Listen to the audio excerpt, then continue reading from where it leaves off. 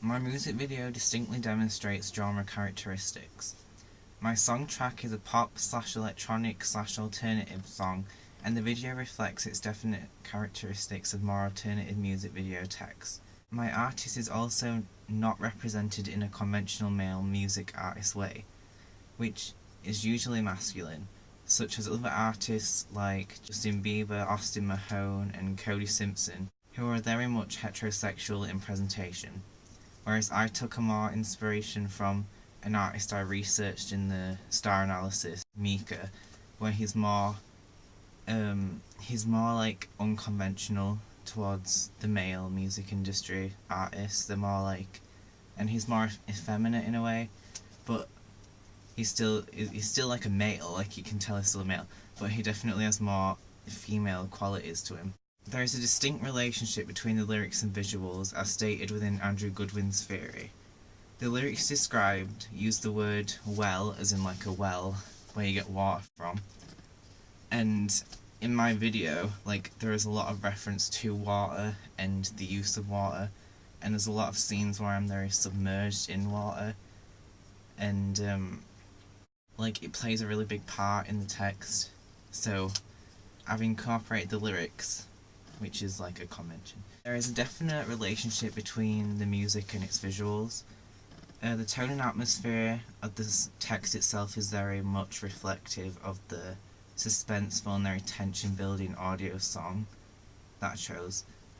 I'm kind of viewed in a very, well, my artist, aka me, is viewed in a very intimidating, sort of not very approachable way, which is kind of a little bit like alienating towards an audience, because I don't think that my artist is very particularly maybe likeable.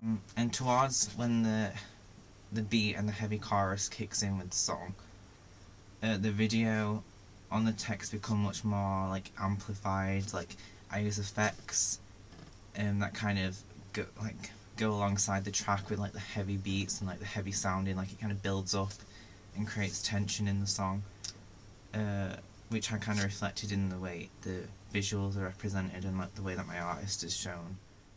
I also experimented with the use of the speed of certain clips and speeding them up, which kind of creates a very unnatural and almost quite possessed-like look, sort of, with it, and it works well with it. The video is also distinctly dark with its imagery and its visuals, which connects to its hint at a hybrid genre of, like, not just being synth, electronic, alternative pop music video. It also has like a horror/thriller subgenre thrown in there as well, with the continued use of like the blood and like the typical conventions of like the horror genre that I've used in there, so that's cool. I was really inspired by one of my artists that I researched for the video, Sky Ferrara, in her video for Red Lips, and that's where the whole concept of the lipstick all over the artist's face, that's where I got it from, and that's how I created it. So I was definitely inspired by that. I really liked that, so I decided to kind of include that into my own, because she's also like an alternative synth pop electronic singer, and I wanted to incorporate that into my own text. Record labels, if this was like for an actual real life artist, would demand like a variety of close-up shots of an artist to like showcase towards an audience, so I included a lot of close-ups in my video. Like, the majority of it is close-ups actually. It helps promote the artist, and like it gives like the audience will know who they are, like they'll recognise them more. In terms of motifs, the colour red is often seen throughout my video, which reoccurs, and like there's the bloody hands, which almost acts as like an overall representation for my artist, you know. I've used that on the digipack as well, with the hands on the CD cover. I used Andrew Goodwin's theory again, with a frequent notion to look in, seen through the scenes where I'm lip syncing alongside the track, and I'm facing the mirror and and like the artist myself is singing to like kind of like to himself, sort of, and he's like facing his own reflection. I use the lip sync because it's like a typical convention